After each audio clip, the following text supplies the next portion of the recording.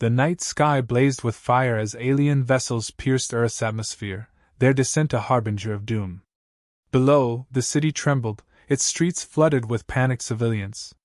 Overhead, the crackling voice of Lieutenant Marcus Hale sliced through the chaos, a calm amid the storm.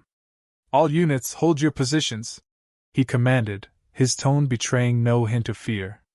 In the dim light of the command center, Hale stood with his hands clasped behind his back, eyes fixed on the holographic display of the incoming alien fleet. The Kree, a species known for their brutality and advanced technology, had finally arrived. For months, humanity had dreaded this day, the day the Kree would strike. But instead of deploying the full might of Earth's forces, the response had been shockingly minimal, a single, small battalion led by Hale himself. "Are we really all they're sending?" Corporal Ian Summers asked, his voice tinged with disbelief as he checked the readouts. Young and eager, Summers had never faced anything like this. The weight of the situation pressed down on him, and it showed in the way his hands trembled. Hale glanced at the young soldier, his expression unreadable. "Yes, Corporal.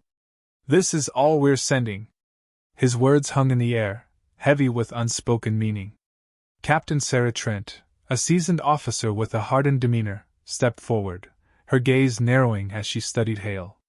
"They're going to walk right over us," she said, her voice low but steady.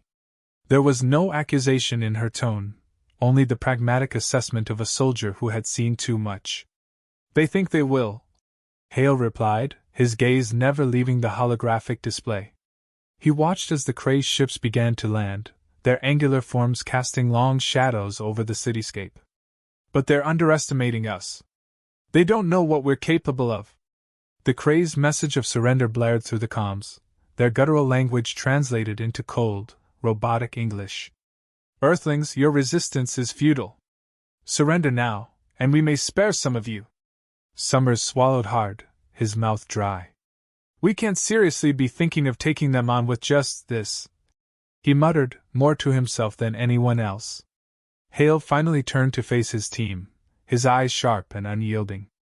"We're not here to fight their battle, Corporal. We're here to win ours. Trust the plan." As the Kree forces began to deploy, Hale's battalion remained eerily calm. They were outnumbered and outgunned, yet there was no sign of panic, no hint of retreat. The soldiers moved with practiced precision, setting up defensive positions and preparing for the onslaught. Outside, the first Kree warriors emerged, towering and armored, their weapons glowing with lethal energy. The sight was enough to chill anyone to the bone, but Hale's voice cut through the tension like a knife. "Remember your training. Stick to the plan, and we will make it through this." Summers nodded, gripping his rifle tightly. He didn't fully understand the plan, but he trusted Hale. There was something about the lieutenant's calm demeanor, his unwavering confidence, that made it impossible to doubt him. As the first shots rang out, Hale's battalion sprang into action. The Kree advanced, their arrogance blinding them to the trap being set. They had come expecting an easy victory, but they had no idea what awaited them. And neither did Summers, not yet. But soon, he would understand that this was not a battle of strength, but of wits. And in that arena, Hale was unmatched. The chapter ended with the Kree advancing, unaware of the cunning strategy being woven by the human forces. The tension in the air was palpable, a promise of the fierce conflict to come. The Kree descended upon the city with the force of a hurricane, their armored warriors moving with terrifying precision. Buildings crumbled beneath their advance, and the air was thick with the acrid stench of burning metal. In the distance, the low hum of their weapons grew louder, a harbinger of the devastation to come. Lieutenant Marcus Hale watched the unfolding chaos from his vantage point, his expression impassive. He had anticipated this, every move, every strike. The Kree were formidable, but they were also predictable. Their arrogance would be their undoing. "All units, maintain your positions," Hale ordered, his voice steady over the calms. His soldiers were scattered throughout the ruins, hidden in shadows, waiting for the signal. Corporal Ian Summers crouched behind a collapsed wall, his heart pounding in his chest. The weight of his rifle felt heavy in his hands, but he forced himself to focus. He could see the Kree soldiers advancing through the smoke, their eyes glowing with an eerie, unnatural light. They were close now, close enough that he could make out the details of their armor, the sharp edges and the intricate, alien symbols etched into the metal. "They're almost in range, Lieutenant," Summers whispered into his comm, his voice barely audible. "Hold," Hale responded, his tone calm and controlled. Summers could barely comprehend how the lieutenant remained so composed, even as the enemy closed in. Captain Sarah Trent was positioned on a nearby rooftop, her sniper rifle trained on the approaching Kree. She adjusted her scope, narrowing her eyes as she tracked their movements. The Kree moved in a tight formation, their confidence evident in every step. They believed themselves invincible, their technology superior. But they hadn't accounted for one thing: Earth's greatest weapon wasn't its military might, but its ability to adapt and innovate. "Target locked," Trent reported, her finger hovering over the trigger. "Not yet," Hale replied, his voice firm. "Wait for the signal." The Kree continued their march, oblivious to the trap being set around them. They entered a narrow street, flanked by crumbling buildings on either side. It was then that Hale gave the order. "Now!" In an instant, the quiet tension erupted into chaos. Trent's rifle fired first, the shot echoing through the night as it struck the lead Kree soldier. The alien staggered, a hiss of surprise escaping its throat before it crumpled to the ground. Simultaneously, the rest of Hale's battalion opened fire, their weapons blazing in the darkness. Summers squeezed the trigger, feeling the recoil as his bullets found their mark. The Kree, taken off guard, faltered under the sudden assault. They had expected a straightforward battle, but Hale had given them anything but. The Kree commander, a hulking figure clad in ornate armor, roared in fury. "Regroup!" it bellowed, its voice a harsh rasp in the alien tongue. But the humans gave them no time to recover. Hale's strategy was clear: strike hard, strike fast, and never give them a moment to regain their footing. The narrow street became a killing ground. The Kree struggled to maneuver, their large frames hampered by the close quarters. The humans, on the other hand, moved with practiced efficiency, using the terrain to their advantage. They struck from the shadows, their attacks coordinated and precise. Summers found himself in the thick of the action, his earlier nerves replaced by a grim determination. He moved from cover to cover, firing in short bursts, each shot calculated. He no longer saw the Kree as invincible. They were just another enemy, one that could be defeated with the right strategy. "Keep pushing them back!" Hale's voice crackled over the comms, a steady anchor in the chaos. "Don't let them regroup!" Trent picked off Kree soldiers one by one, her shots precise, her breathing controlled. She had fought in many battles, but this one felt different. There was something almost surgical about the way they were dismantling the Kree force, piece by piece. The Kree commander, realizing the dire situation, attempted to rally its troops. It raised its weapon, a massive energy cannon that hummed with power, aiming it directly at the human positions. But Hale was one step ahead. "Trent, take the shot." Before the Kree commander could fire, Trent's bullet found its target. The alien's head snapped back, the energy cannon falling silent as its lifeless body crashed to the ground. The remaining Kree soldiers hesitated, their leader's death sending a ripple of uncertainty through their ranks. "Now's our chance," Hale urged. "Push forward." With their commander dead and their formation broken, the Kree began to retreat, their earlier confidence shattered. Hale's battalion advanced, driving them back with relentless force. Summers watched as the Kree fell back, the fear evident in their movements. They had come to Earth expecting an easy victory, but instead, they had encountered something they had not anticipated: resistance that was not only fierce but strategically superior. As the last of the Kree forces retreated into the night, a tense silence settled over the battlefield. The air was thick with the scent of ozone and blood, the ground littered with the fallen. Summers exhaled, his breath shaky but relieved. They had won the first round, but he knew the fight was far from over. Hale's voice broke through the silence. "This was just the beginning," he said, his tone resolute. "They'll be back. And when they come, we'll be ready." The chapter closed with the battalion regrouping, their victory tempered by the knowledge of the battles yet to come. The tension lingered in the air, a reminder that the war had only just begun. The underground command center was a hive of activity. Screens flickered with data streams, and the air buzzed with the murmur of strategists and soldiers coordinating the next move. The victory over the Kree had been significant, but it had left the humans on edge, knowing the reprisal would come soon and with greater ferocity. Lieutenant Marcus Hale stood at the center of the room, a holographic map of the city floating before him. The hologram detailed every street, alley, and stronghold, marking both human and Kree positions. His eyes were locked on the latest intel. A Kree armada, much larger than the initial wave, was converging on their location. "They're massing here." Hale pointed to a sector on the map, where the city's ruins were dense and difficult to navigate. "They want to funnel us into a kill zone. Classic Kree overconfidence. They're trying to draw us out." Captain Sarah Trent, standing beside him, frowned as she studied the map. "They know we'll have to fight them eventually. They're betting we'll be desperate enough to meet them on their terms." Hale shook his head. "We're not giving them the fight they expect."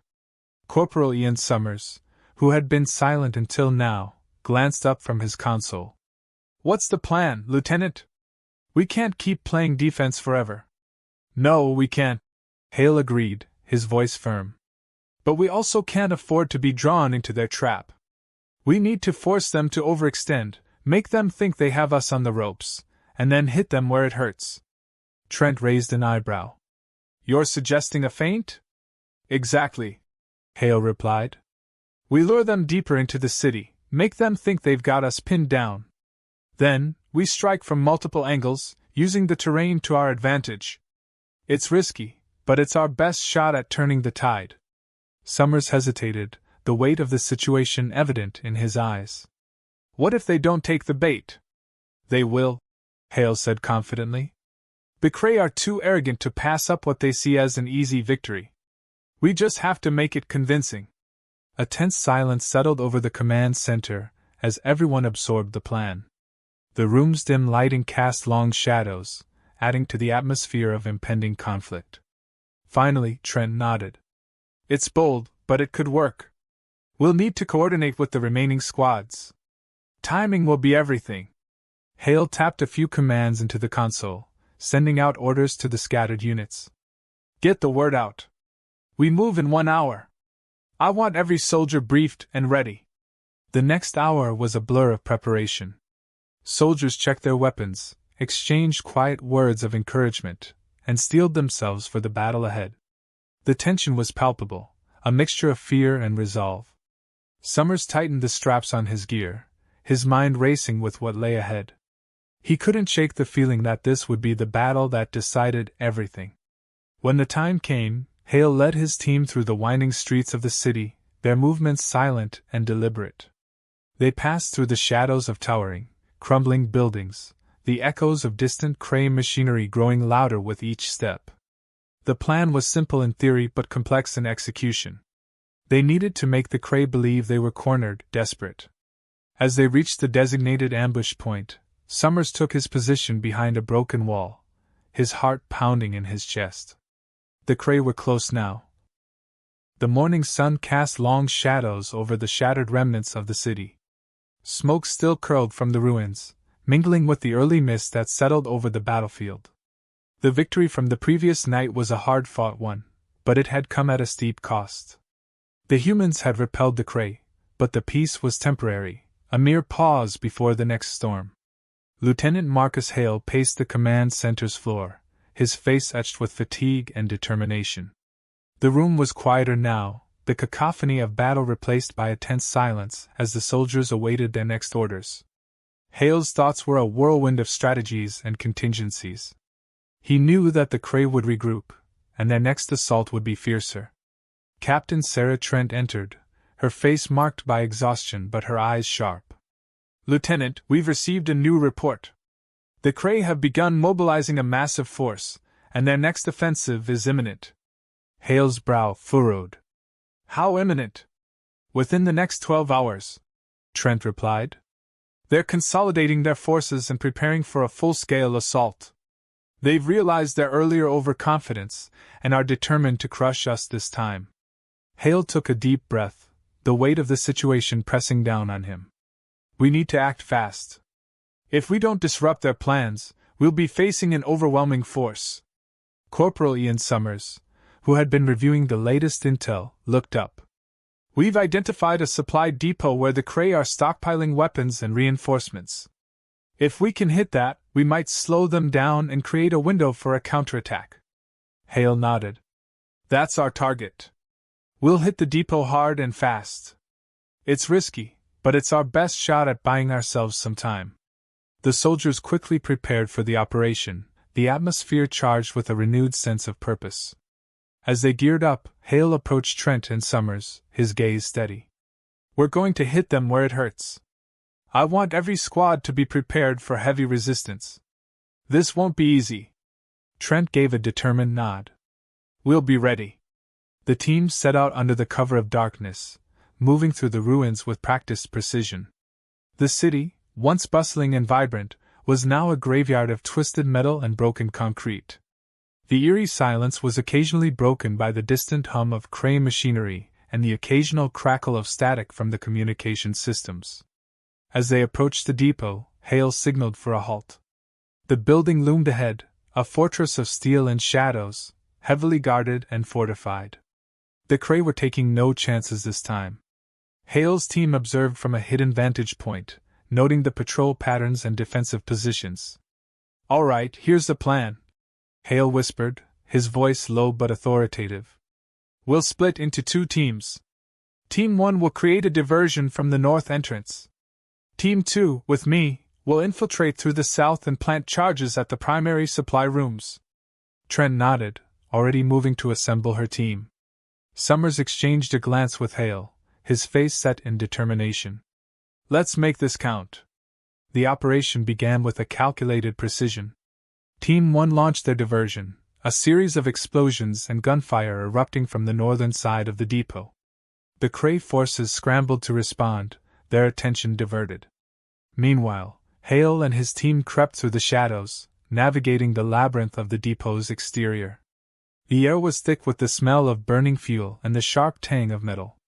Hale's heartbeat quickened as they reached the south entrance, now unguarded due to the diversion. Inside, the depot was a hive of activity, alien soldiers and machinery moving with a frenetic energy. Hale's team moved silently through the corridors, their eyes scanning for the supply rooms. The depot was a stark contrast to the destruction outside, a cold, sterile environment filled with the hum of machinery and the occasional hiss of pressurized systems.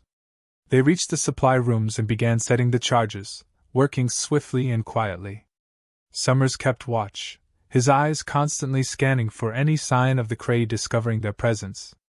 The tension was palpable, every second stretched thin with the weight of impending discovery. As Hale finished planting the last charge, a faint alarm began to blare, a high-pitched wail that cut through the depot's artificial silence. The Kree had discovered the diversion and were beginning to respond. Hale's heart raced as he signaled for the team to fall back. Move, move, move! Hale urged, his voice urgent as they retraced their steps through the depot. The alarms blared louder, and the Kree soldiers began to flood the corridors, their snarls and shouts growing nearer. Just as they reached the exit, the depot erupted in a series of deafening explosions. The charges detonated with a force that shook the building, sending debris and flames into the night sky. The shockwave blasted through the corridor, knocking Hale and his team off their feet. As they stumbled out into the cool night air, the depot was engulfed in flames, the fire illuminating the city's skyline. Hale took a moment to catch his breath, his eyes surveying the destruction they had wrought. We did it, Trent said, her voice tinged with relief and exhaustion. But we need to move. The Kree will regroup and retaliate. Hale nodded, his mind already shifting to the next phase of their defense. We've bought ourselves some time, but the real fight is still ahead. We need to prepare for the worst. As they made their way back to the command center, the gravity of their situation weighed heavily on them. The battle was far from over, and the Kree's retaliation was inevitable. But for the first time, Hale felt a glimmer of hope. They had struck a significant blow against their enemies, and that victory, however fleeting, was a testament to their resilience and determination. In the shadows of the command center, Hale, Trent, and Summers regrouped, ready to face whatever came next. The war was not yet won, but they had proven that even in the darkest of times, humanity's spirit could shine through, a beacon of hope amidst the chaos.